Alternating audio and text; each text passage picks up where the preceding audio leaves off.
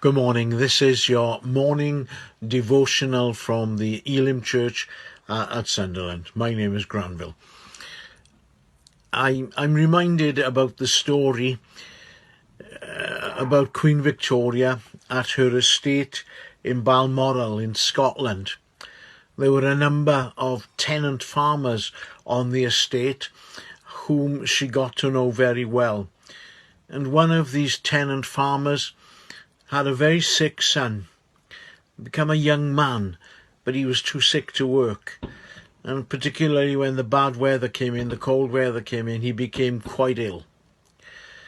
So the Queen arranged for her physician to see the young man.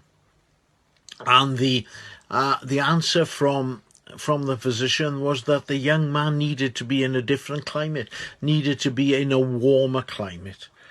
So the Queen, at her expense, arranged for this young man to go abroad to a health spa and to spend the winter months there.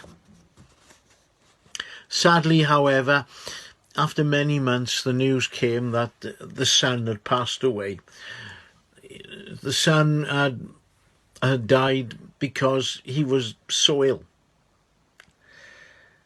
And the news came back to Balmoral, and it came back to the Queen, and she quickly arranged her carriage and went to the cottage home of the family deceased. And the carriage pulled up outside, and lots of the neighbours watched and curious about what was going on, and the Queen was seen going up that path to the humble cottage. The Queen was let in and the door closed. After some time, the Queen exited, left, got into the carriage and went back to Balmoral. The neighbours quickly came across and entered the cottage with full of questions. What did she say? What did she do? What? And the mother of the deceased young man said, well, it was like this. She squeezed my hand and I squeezed hers. I cried. I wept. And she cried and wept. She knew what I was going through. And after a little while, she left.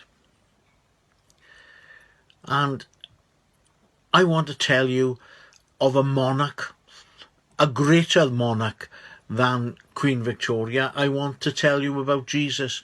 Jesus, the high priestly king, the king who ministers into our hearts and into our lives. The first letter of Peter, and chapter 5 and verse 7 says one of the famous verses in the Bible: cast all your cares, all your anxieties, all your worries, all your concerns once and for all on him, for he cares about you with deepest affection and watches over you very carefully.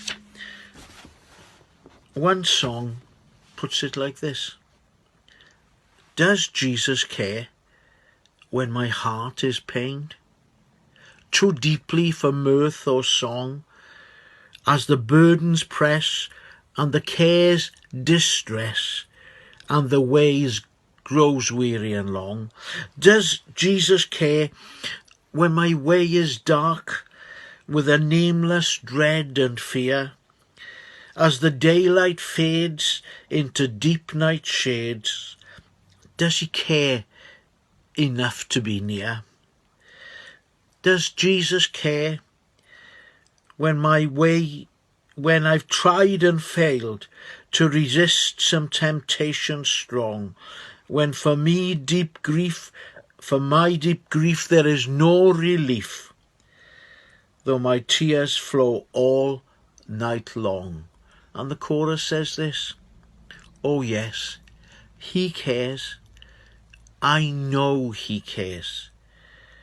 His heart is touched with my grief. When the days are weary, the long nights dreary, I know my Saviour cares.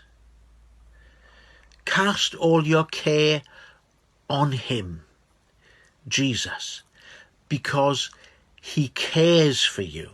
He knows about you. He understands about you.